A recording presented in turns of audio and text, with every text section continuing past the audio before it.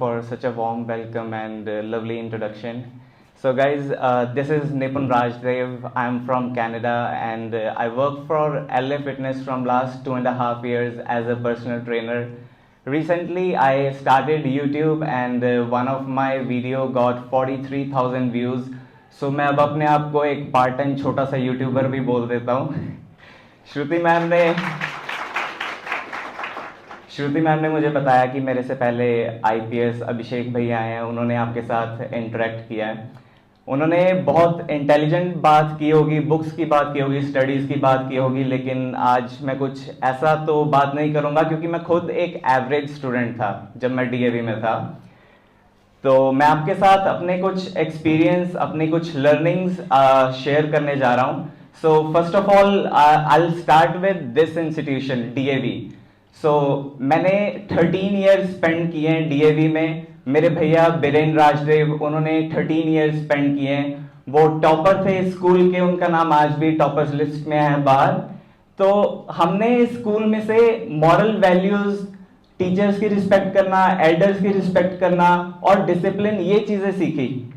क्योंकि हमारे टाइम पे सोशल मीडिया या फिर यूट्यूब नहीं होता था कि जिससे हम कुछ सीख सके. हमने जो सीखा वो टीचर से सीखा और वही हम आगे लेके गए. तो 10th के बाद मैंने +1 में एक छोटी सी गलती कर दी, मैंने नॉन मेडिकल ले लिया. और वो मुझे ही पता मैंने +2 कैसे पास की थी. आफ्टर दैट मैंने डिप्लोमा किया फार्मेसी में पटियाला में से. फिर उसके बाद मैं पीसीटीई में गया, जो कि जहां मैंने ग्रेजुएशन की फार्मेसी में. और PCT is like Karan Johar की जो मूवीज में जो कॉलेज होते हैं ना, जहाँ पे हर टाइम कॉम्पिटिशंस हो रहे हैं, स्टूडेंट ऑफ द ईयर हो रहा है, वो वैसा college. When I entered that college I saw the crowd and I was like how I gonna survive here. क्योंकि क्राउड इतना हाई फाई था और मैं घबरा गया. 2016 में मेरे टीचर ने बोला कि एक मॉडलिंग कंपटीशन है मिस्टर पीसीटी, तो उसमें पार्ट ले. तो मैंने उनको, मैम को बोला, मैम मेरी शक्ल तो देखो, मैं आपको लगता है मॉडलिंग कर सकता हूँ.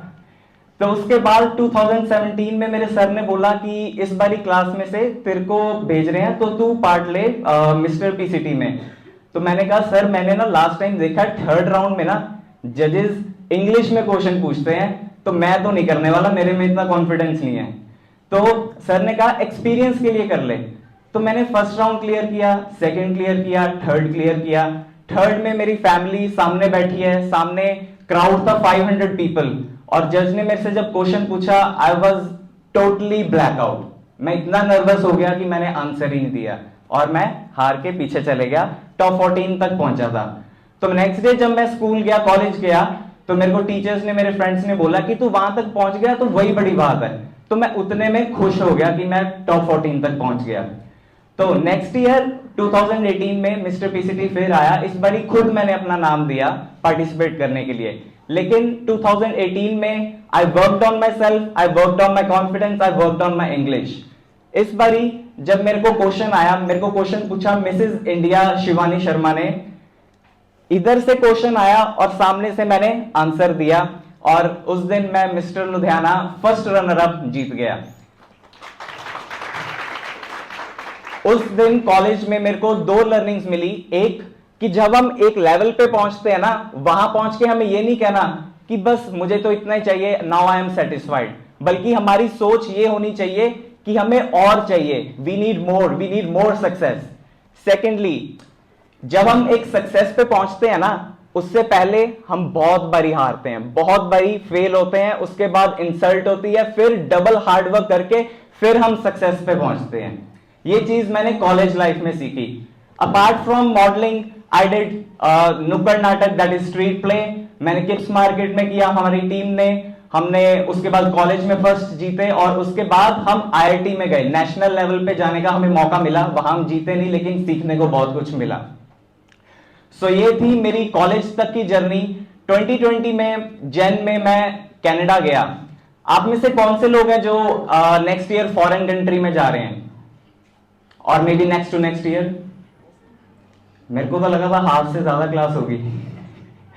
चलो, अभी आपके लिए जो मैं बताने लगा हूं ये बहुत इंपॉर्टेंट है आपके लिए. जब मैं कनाडा गया तो मैंने फर्स्ट जॉब जो अपनी की थी वो $9 पर आवर पे की थी. Only $9 per our. और एक वेयर हाउस में जॉब करता था जहां पे मुझे सामान इधर से उठा के दूसरी जगह रखना पड़ता था। और उसी दौरान मैं जिम में जाता था और जिम में मेरे कुछ कॉन्टेक्ट्स बने, मेरे कुछ फ्रेंड्स बने जिन्होंने मुझे बताया कि तेरे पास अच्छी अच्छी बॉडी है, तेरे पास ठीक ठाक नॉलेज है, तू ट्रेनर क्यों नहीं बन जाता। तो मैंने अपने घर पे बात की कि ऐसे एक यूएसए की सर्टिफिकेशन है दैट कॉस्ट नियर अबाउट 700 और $800। तो मैंने अपने मदर को बताया कि ऐसे सर्टिफिकेशन करना चाहता हूं और आगे ये मैं करियर चूज करना चाहता हूं। तो उन्होंने स्टार्टिंग में मुझे मना कर दिया। उन्होंने बोला कि हमें कोई जानता नहीं है उस फील्ड में, क्या करेगा तू आगे, जॉब मिलेगी या नहीं मिलेगी, बहुत बड़ा रिस्क है, तू अभी तो कनाडा गया है। तो मैंने उस टाइम पे उनकी ना सुन के अपनी सुनी, because I believe in my passion, I believe in my skill. तो मैंने सर्टिफिकेशन क्लियर की, मैंने 3 राउंड्स इंटरव्यू के क्लियर किए और मेरे को एलए फिटनेस में जॉब मिल गई।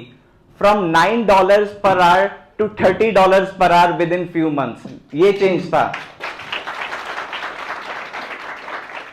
आज जब मैं कनाडा से वापस आया हूं तो मेरी जो पर आवर है वो $36 है। मैं ये नहीं कह रहा कि मैंने ही बहुत सक्सेस पाई है या फिर यही एक फील्ड है जो हाई पेइंग जॉब है, और भी बहुत सारी जॉब्स हैं, और भी मेरे से बहुत जो सक्सेसफुल बच्चे हैं वहां पे, मैं उनसे सीखता हूं, वो मेरे सीनियर्स हैं, मैं उनसे सीखता हूं। आपको भी यही करना है कि आपके सीनियर्स से आपको सीखना है, आपने फील्ड चूज करनी है अपनी, और आपको देखना है कि उस फील्ड में कौन आपका सीनियर है और आपको उनसे लर्न करना है।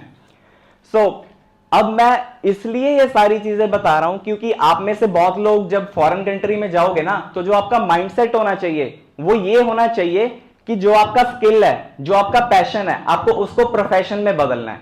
आपको ये, क्योंकि एक हमारे ना एक मेंटेलिटी है, 10 साल पहले 20 साल पहले जो लोग गए हुए हैं या फिर हमारे जो फ्रेंड्स और फैमिली में गए हुए हैं, वो ये बात रिपीट कर रहे हैं, बहुत मेहनत करनी पड़ती है, 12-12 घंटे काम करना पड़ता है, हमें फेयर हाउस में, फैक्ट्रीज में काम करना पड़ता है, वो वही बात सर्कुलेट हो रही है। बट मैं कहता हूं कि अगर आपके पास कोई स्किल है देन आपको वो काम करने की जरूरत नहीं पड़ेगी, आप अपने पैशन को प्रोफेशन में बदल सकते हो।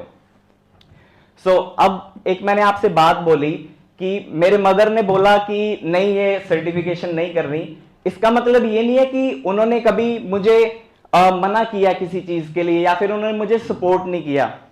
उनका ना पेरेंट्स का एक डर होता है कि नहीं बेटा ये थोड़ा अलग पार्ट है, तो हमें नहीं पता इसमें क्या होगा तेरा, या फिर तू क्या कर सकता है, हमें कोई जानता नहीं है वहां पे।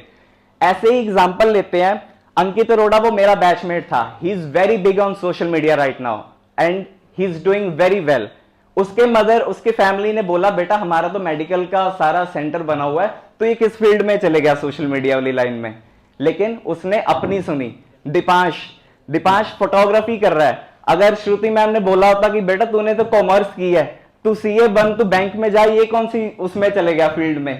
तो ये आपको, अगर आपके विश्वास है ना अपने स्किल पे, अगर आपको पैशन पे अपने बिलीव है, देन कभी कभी आपको पेरेंट्स की नहीं सुननी चाहिए, आपको अपनी सुननी चाहिए। But only thing is that you have to be sure that it is your career, it is going to be your career. आपके साथ एक और बात करना चाहता हूं जो मेरा करंट फेस चल रहा है। 3 महीने पहले मेरे को एक इंजरी हुई, नेक इंजरी, नी इंजरी, और उस टाइम पे मैं कनाडा में था और जो मेरा जिम था, मैं जो वर्कआउट करता था वो बंद हो गया, मैंने यूट्यूब बंद कर दिया और फिर मैंने वहां पे ट्रीटमेंट लिया, बट मुझे इतना रिलीफ नहीं मिला। तो मैं यहाँ पे आया और मैं अपना ट्रीटमेंट ले रहा हूं। बट इस फेस में मैंने एक चीज सीखी कि हम हमेशा, जो हमारी लाइफ का जो ग्राफ होता है ना, वो ये ऐसे नहीं जाएगा, हमेशा आप सक्सेस नहीं मिलेगा आपको, आपकी लाइफ में डाउनफॉल भी आएगा और उस चीज में आपको नेगेटिविटी मिलेगी, आपको प्रेशर आएगा लाइफ में, लेकिन उस चीज से निकलना सिर्फ आपके ऊपर होगा, आपको कोई हेल्प नहीं करेगा अपार्ट फ्रॉम योर फैमिली। सो ये चीज का बहुत ध्यान रखना है, जब आप पे डाउनफॉल आएगा तब आपने कैसे उसको निकाल के आगे निकलना है, ये आपके ऊपर होगा। अब 5 दिन बाद मैं वापस जा रहा हूं, बट मैं यहां से बहुत सारी पॉजिटिविटी, गुड हेल्थ एंड जो मैंने लूज किया पिछले 3-4 महीनों में, मैं वो वापस जाके वो सारा दोबारा गेन करूंगा और उससे ज्यादा ग्रो करूंगा। इस मेंटालिटी के साथ वापस जा रहा हूं। एक क्वेश्चन है मेरा आप में से कितनों को लगता है कि अभी मुझे +1 या +2 के बाद मुझे नहीं पता कि क्या करना है, या फिर मेरे को पता ही नहीं अभी मेरा कुछ होगा या नहीं, ऐसा क्वेश्चन आप सोचते हैं अपने दिमाग में? ओके, मैं थोड़ा और क्लियर करता हूं। मैं आपको एक एग्जांपल देता हूं अपने घर की। हम दो भाई हैं, मैं और मेरा भाई। मेरे भाई ने एक कन्वेंशनल पाथ यूज किया, मैंने नॉन कन्वेंशनल पाथ पकड़ा अपने करियर के लिए। उन्होंने डीएवी में से स्टार्ट किया, डीएवी में वो टॉपर थे, उन्होंने मोनो एक्टिंग, स्किट्स, सिंगिंग, एवरीथिंग, वो हेड बॉय थे यहाँ पे, उन्होंने सब कुछ किया। उनका कॉन्फिडेंस डीएवी से ही बिल्ड हो गया और उन्हें पता था उन्होंने आगे क्या करना है। मेरे को टाइम लगा, वो यहां से डीएवी से पास आउट हुए, थापर में गए, थापर में फिर उन्होंने वही बड़े बड़े फेस्ट ऑर्गेनाइज किए, वहां पे भी उन्होंने बहुत स्टडीज में आगे किया और आज वो एक एसोसिएट डायरेक्टर है यूएसए की कंपनी में, रहते हैं इंडिया में है, एंड ही इज अर्निंग, वो डीएवी से ही पास आउट हुए हैं। So you are in the right hands, कुछ ना कुछ होएगा आपका नॉन मेडिकल वालों। अब मैं बात करता हूं अपनी। मैं जब डीएवी में था तो मैं सिर्फ एक चीज से जाना जाता था कि ये बेरन राजदेव का भाई है, और शायद कभी कभी मुझे ये सुनने को मिल जाता था अपने भाई जैसा बन। फिर उसके बाद मैंने नॉन मेडिकल की, मैंने डिप्लोमा किया, मुझे कुछ नहीं पता था। जब तक मैंने डिप्लोमा किया मुझे कुछ नहीं पता था कि मैंने क्या करना है आगे।